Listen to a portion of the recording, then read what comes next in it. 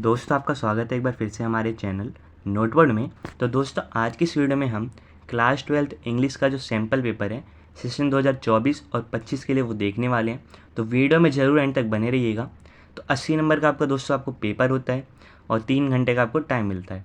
बाकी जो 20 नंबर होते हैं वो किसके होते हैं? इंटरनल असेसमेंट के होते हैं। ठीक है, ये मैं आपको पहले ही बता चुका हूँ। आपने अगर इंग्लिश का सिलेबस नहीं देखा है तो आप चैनल पे जाके वीडियो देख सकते हैं। उसमें आपको मिड टर्म एग्ज़ाम का और बोर्ड एग्ज़ाम दोनों का सिलेबस पता चल जाएगा। अब एक सैम्पल पेपर की बात करते हैं दोस्तों। तो ये जो पेपर का पैटर्न है कुछ इसी तरीके का आपका जो मिड टर्म एग्ज़ाम है, प्री बोर्ड एग्ज़ाम या फिर बोर्ड एग्ज़ाम, तीनों का जो पेपर का पैटर्न है सेम होने वाला है। ठीक है, तो टोटल 13 क्वेश्चन होंगे आपके। 3 सेक्शन होंगे। सेक्शन ए है रीडिंग स्किल का, सेक्शन बी है क्रिएटिव राइटिंग स्किल का और सेक्शन सी है लिटरेचर का, जिसमें आपकी 2 बुक्स हैं। उन 2 बुक्स से क्वेश्चन आएंगे। ठीक है, अब एक एक करके मैं आपको सारे क्वेश्चन दिखा देता हूँ। पहला सेक्शन ए है 22 नंबर का आता है रीडिंग स्किल का। 2 पैसेज होते हैं। पहला पैसेज होता है 12 नंबर का।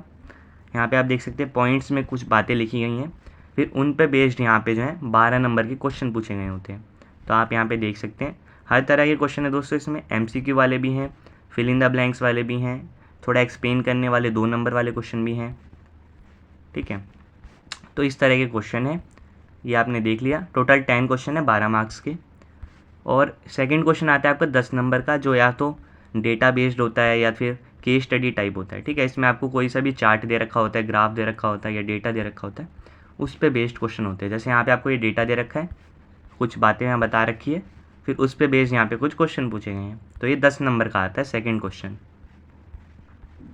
ठीक है दोस्तों, तो ये आपका सेकेंड क्वेश्चन था सेक्शन ए का। ठीक है, आता है section be creative writing skill, 18 number का है। तो क्वेश्चन नंबर 3 है दोस्तों, ए और बी 2 पार्ट है, किसी एक को आपको करना है 50 वर्ड्स में। ठीक है, दोनों नोटिस के क्वेश्चन है, तो जो भी आपको इसमें से अच्छा लगे वो आप कर सकते हैं 50 वर्ड्स के अंदर अंदर। ठीक है, ये 4 नंबर का हो गया। फोर्थ क्वेश्चन भी दोस्तों 4 नंबर का है। 2 चॉइस है ए और बी, इनमें से आपको कोई एक करना है। ठीक है, ए पार्ट में क्या है, इन्विटेशन लिखना है और बी में आपको क्या करना है, इन्विटेशन का रिप्लाई लेना है। तो इन्विटेशन कैसे लिखते हैं इसकी भी एक वीडियो मैंने दोस्तों बना रखी है चैनल पे, आप जाके देख सकते हैं। ठीक है, फिर आता है क्वेश्चन नंबर 5, ए और बी है। 120 से 150 वर्ड्स में आपको करना है। 5 नंबर का क्वेश्चन है। ए या फिर बी, दो में से एक पार्ट आपको करना है। ठीक है, तो ए पार्ट में आपको लेटर लिखना है, कुछ यहाँ पे पॉइंट्स बता रखे हैं, यहाँ पे ये डिटेल्स रखी हैं। और बी पार्ट में क्या करना है दोस्तों, आपको एक बायोडेटा तैयार करना है जॉब एप्लीकेशन के लिए। ठीक है, तो ये आपको ए और बी में से एक करना है। फिर लास्ट क्वेश्चन है 6th, ये भी 5 नंबर का है।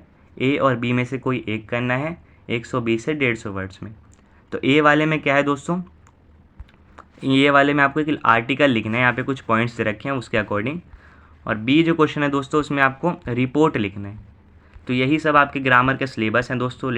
आर्टिकल राइटिंग हो गया, लेटर राइटिंग हो गया, रिपोर्ट राइटिंग हो गया, नोटिस राइटिंग हो गया, यही 4 चीज़ें हैं मेन। इसी के अकॉर्डिंग आपका जो पेपर आता है। और लेटर में भी 2 हैं, एक तो एडिटर के लिए होता है और एक जॉब एप्लीकेशन के लिए। तो ये दोस्तों आपका सेक्शन बी था, जिसमें टोटल 4 क्वेश्चन थे 18 नंबर के। फिर है सेक्शन सी जो बुक के, जिसमें क्वेश्चन है 40 नंबर का है, बहुत इंपॉर्टेंट सेक्शन है। इसमें क्वेश्चन नंबर 7 क्या है दोस्तों, 2 पार्ट हैं ए और बी। एक्सट्रैक्ट है आपकी बुक में से ही दे रखे हैं, उस पर बेस फिर 6 नंबर के क्वेश्चन पूछे हैं। तो ए और बी में से कोई आपको एक करना है। जैसे ए जो आपका पार्ट ये दे रखा है, ये पोएम जो है आपकी कीपिंग क्वाइट उसमें से है। तो यहाँ पे कुछ लाइंस दे रखी हैं, उस पर बेस यहाँ पे क्वेश्चन है। ठीक है, तो या तो आप ए पार्ट कीजिए या बी वाला आप पार्ट कर सकते हैं जो पोएम रोड साइड स्टैंड में से है। ठीक है, तो 6 नंबर का हो गया 7th क्वेश्चन। 8th दोस्तों आपको एक्सट्रैक्ट दे रखा है, ए और बी कोई सा एक करना है आपको, 4 नंबर का है। और ये आपकी जो दूसरी बुक है उसमें से दे रखा है, विस्टास में से। ठीक है, जैसे ए पार्ट है journey to the end of the earth, उस पर बेस यहाँ पे 4 नंबर ये क्वेश्चन है। ठीक है, उसके बाद बी है मेमोरीज ऑफ चाइल्डहुड। ठीक है, उसमें से आपके 4 नंबर के क्वेश्चन है। फिर है क्वेश्चन नंबर 9 दोस्तों, ये भी 2 एक्सट्रैक्ट है आपकी बुक में से, 6 नंबर का है। ए और बी में से आपको कोई एक करना है। जैसे ए पार्ट जो है वो है द लास्ट लेसन, जो आपका पहला चैप्टर है, उसमें से है दोस्तों। 6 नंबर के यहाँ पे क्वेश्चन दे रखे हैं, इस टेक्स्ट को पढ़ के आपको करना है। और बी पार्ट दोस्तों है लॉस्ट स्प्रिंग में से, तो इसमें से भी 6 नंबर ये क्वेश्चन है। तो आप ए और बी में से कोई सा एक कर सकते हैं। फिर आता है क्वेश्चन नंबर 10 दोस्तों, 6 क्वेश्चन दे रखे हैं, कोई 5 आपको अटैम्प्ट करने हैं 40 से 50 वर्ड्स में, और 10 नंबर ये होगा टोटल। ठीक है, वर्ड लिमिट फॉलो करते हुए आपको करना है। ये सारे क्वेश्चन हैं, यहाँ पे सारे जो है चैप्टर्स का रेफरेंस भी दिया गया है कि कौन से चैप्टर में से ये क्वेश्चन आया है, क्योंकि दोस्तों ये सैम्पल पेपर आपकी प्रैक्टिस के लिए है। तो अगर आपको आंसर नहीं समझ आ रहा तो आप ये चैप्टर पढ़ के इसका आंसर ढूंढ सकते हैं। अभी मैं दोस्तों आपको इसकी जो ऑफिशियल आंसर की है वो भी दिखाने वाला हूँ, तो चिंता मत करिए। 11th क्वेश्चन है दोस्तों, 3 क्वेश्चन दे रखे हैं, कोई 2 करने हैं 40 से 50 वर्ड्स में, टोटल 4 नंबर का क्वेश्चन है। फिर 12th दोस्तों 5 नंबर का क्वेश्चन है, कोई 2 में से 1 करना है 120 से 150 वर्ड्स में, ठीक है, इन 2 में से एक कोई आपको करना है। 13th में भी दोस्तों 2 में से 1 करना है, वर्ड लिमिट सेम है और 5 नंबर का क्वेश्चन है। तो ये दोस्तों आपका लास्ट क्वेश्चन था इंग्लिश के पेपर का, ठीक है। ये सैम्पल पेपर जिस तरीके का है इसी तरह का आपका कुछ पेपर का पैटर्न होने वाला है। इसी तरह के क्वेश्चन होंगे, 6 क्वेश्चन होंगे तो कोई 5 करने होंगे, 3 हैं तो कोई 2 करने होंगे, इस तरह से आपको चॉइस मिलेगी। और जो राइटिंग स्किल वाला है उसमें भी आपको चॉइस मिलेगी, 2 में से आपको जो अच्छे से आता है वो आप कर सकते हैं। तो ये दोस्तों आपको पूरा मैंने सैम्पल पेपर दिखा दिया, उम्मीद करता हूँ आपने अच्छे से देख लिया होगा। आप इसकी प्रैक्टिस कर सकते हैं क्योंकि आपका जो मिड टर्म एग्ज़ाम है वो आने ही वाला है, ठीक है, कुछ दिनों में आने वाला है, तो उसके लिए आप इसकी प्रैक्टिस कर सकते हैं दोस्तों। तो अब ये जो सैम्पल पेपर है उसकी जो ऑफिशियल मार्किंग स्कीम है, किस तरीके से आपकी मार्किंग होगी, किस तरीके से आपका आंसर लिखना है आपको, ठीक है, और नंबर किस किस तरीके के हैं वो मैं आपको दिखा देता हूँ दोस्तों। तो दोस्तों अभी जो मैंने आपको सैम्पल पेपर दिखाया क्लास 12th इंग्लिश का, उसी के ऑफिशियल मार्किंग स्कीम है। तो एक एक करके सारे क्वेश्चन के जो आंसर है मैं आपको दिखा देता हूँ, ठीक है। यहाँ पे कुछ इंस्ट्रक्शन दे रखी है, बहुत इंपॉर्टेंट है कि यहाँ पे जो आंसर लिखे हैं वो वैल्यू पॉइंट्स हैं, कि आंसर उसके रिलेटेड अगर आपने लिखा है तो ठीक हो सकता है। ऐसा नहीं है कि अगर आपने वो नहीं लिखा तो आपका आंसर गलत हो जाएगा। आपका आंसर क्वेश्चन से रिलेटेड होगा, अगर उसके आंसर को अच्छे से एक्सप्लेन कर रहा होगा, चाहे वो यहाँ ना लिखा हो तो भी आपको नंबर मिलेंगे, ठीक है। एक्स्ट्रा क्वेश्चन अगर आपने कोई अटैम्प्ट करा है तो answer of the question deserving more marks should be written and the other answer scored out with a note extra question, ठीक है। मान लो अगर आपको 4 क्वेश्चन दिए हैं, 6 जैसे मैंने आपको बताया था 6 क्वेश्चन थे, आपने 6 के 6 अटैम्प्ट कर दिए, तो जो आपको बेस्ट होगा उसमें से 5 उसके आपके मार्क्स लग जाएंगे, और जो एक आपने एक्स्ट्रा करा होगा उस पर लिख दिया जाएगा एक्स्ट्रा क्वेश्चन, EQ लिख दिया जाएगा, ठीक है। तो आप उसकी चिंता मत कीजिए, लेकिन फिर भी आपको एक एडवाइस है कि आपको जितने बोले हैं क्वेश्चन उसी को आपको करना है। जो आपको 6 में से एक नहीं आता, जिसका आपको बहुत कम आंसर पता है, उसको आप छोड़ दीजिए, बाकी सबको आप वर्ड लिमिट को फॉलो करते हुए लिख दीजिए, ठीक है। और अगर एक ऑप्शन से ज़्यादा आपने मार्क कर रखा है MCQ में तो आपको नंबर नहीं मिलेंगे, ये आपको पता होगा। अब आंसर दिखा देता हूँ। सेक्शन A का जो पहला क्वेश्चन था, तो सबके यहाँ पे सारे पार्ट्स के आंसर यहाँ पे अच्छे से लिखे गए हैं। जो ऑप्शन वाले हैं, जैसे क्वेश्चन पार्ट 5th था, तो उसका सही ऑप्शन है ऑप्शन नंबर C। तो इस तरीके से हैं। 8th का ऑप्शन D था, 9th का ऑप्शन A है दोस्तों, और 10th में आपको पॉइंट्स लिखने थे, तो यहाँ पे आपने लिखे हुए देख लिए। फिर सेकंड क्वेश्चन है, सेकंड का सेकंड जो पार्ट है उसका ऑप्शन नंबर A था, 5th का D था, बाकी यहाँ लिखे हैं 8th का B था। फिर आते क्रिएटिव राइटिंग स्किल। इसका तो आपको दोस्तों पता है कि इसका आंसर थोड़ी मिलेगा आपको, इसका आंसर आपको नहीं मिलेगा, बस आपको समझाया जाएगा कि मार्किंग किस तरीके से हो रही है, क्योंकि लेटर में कोई भी अपने अकॉर्डिंग डेटा लिख सकता है, आर्टिकल में भी कोई अपने अकॉर्डिंग लिख सकता है। तो जैसे थर्ड क्वेश्चन जो था दोस्तों नोटिस का जो था, तो उसमें 1 नंबर फॉर्मेट का है, 2 नंबर कंटेंट का है और 1 नंबर एक्यूरेसी है, ग्रामर आपकी ठीक है या नहीं, स्पेलिंग आपकी ठीक है या नहीं। तो अगर आपकी स्पेलिंग ठीक है, ग्रामर ठीक है, तो 1 नंबर आपको उसके मिल जाएंगे।